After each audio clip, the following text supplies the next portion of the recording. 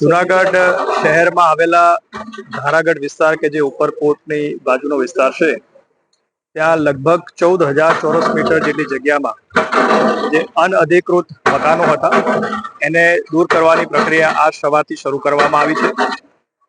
આ જે 14,000 ચોરસ મીટર જેટલો વિસ્તાર છે એના માટે સિટી સર્વેનો અમારો સર્વે નંબર એનો 1484 અને એના માટે તમામ પ્રક્રિયા જે નિયમસરની છે કરવામાં આવી છે. દબાણકર્તાઓ જે હતા એમને નોટિસ આપવામાં આવી હતી અને એમને પૂરતી તક પણ આપવામાં આવી હતી કે એ લોકોએ આ જગ્યાએ કેવી રીતે મકાન બનાવ્યા છે, પરંતુ કોઈ પણ પ્રકારના એવા અધિકૃત ડોક્યુમેન્ટ એમની પાસેથી મળી આવેલા હતા અને આથી આ પ્રક્રિયા પૂરી કરી અને અમે આજ સવારથી લગભગ 400 જેટલા અમારા પોલીસ અધિકારીઓ, 10 જેટલા જેસીબી, જિલ્લા વહીવટી તંત્ર, કોર્પોરેશન, પીજીવી સેલ, ફાયરની ટીમ તમામ સાથે રહી અને આ ચુસ્ત બંદોબસ્ત સાથે આજે દબાણ દૂર કરવાની પ્રક્રિયા હાથ ધરી છે અને આ પ્રક્રિયા જે છે એ આખો દિવસ ચાલશે અને આ દબાણ જે છે એ દૂર કરવામાં આવશે.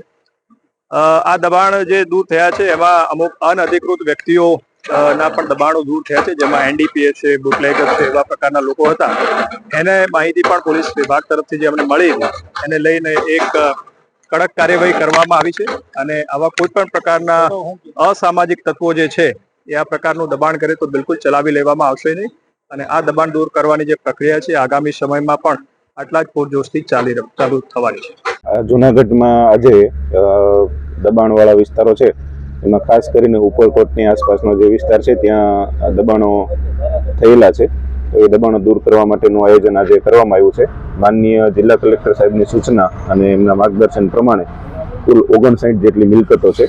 આ તમામ મિલકતો છે એમની પાસે કોઈ પણ પ્રકારના આધાર પુરાવા નથી, એટલે એમને સૌપ્રથમ કલમ 61ની નોટિસ આપી અને ત્યારબાદ અમે 202ની નોટિસ આપી અને આજે દબાણ હટાવવાની કામગીરી શરૂ કરવામાં આવેલી છે.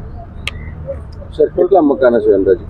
કુલ 59 જેટલા મકાનો છે અને એટલા પરિવારો છે જે અહીંયાથી અમે દબાણ દૂર કરવાના છીએ. અંદાજે કેટલી મશીનરીનો ઉપયોગ કરાયો છે? આજે અંદાજિત 10 જેટલા જેસીબી, ટ્રેક્ટર્સ એનો અમે ઉપયોગ કરવાના છીએ અને દબાણ દૂર કરવાના છીએ. આજ રોજ જે રેવન્યુ વિભાગ, આર્કોલોજીકલ વિભાગ અને જુનાગઢ પોલીસ દ્વારા જે સંયુક્ત ક્રમે મેગા ડિમોલિશન ડ્રાઈવનું આયોજન કરેલું છે, જેમાં 350 કરતાં પણ વધારે પોલીસ કર્મીઓ, 3 ડીવાયએસપી, 15 પીઆઈ, 30 પીએસઆઈ અને કુલ મળીને 50 કરતાં વધારે અધિકારીઓ પૂરતા પોલીસ ફોર્સ સાથે જે આ વિસ્તારમાં ડિમોલિશનની કામગીરી હાલ શાંતિપૂર્ણ માહોલમાં શરૂ છે.